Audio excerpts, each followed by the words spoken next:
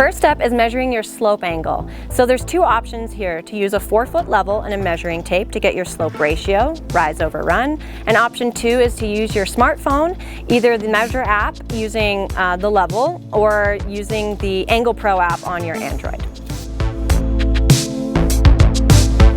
You will need a 4-foot level, a pair of gardening gloves, a measuring tape, a really good shovel, a bucket, and a mallet to complete this project.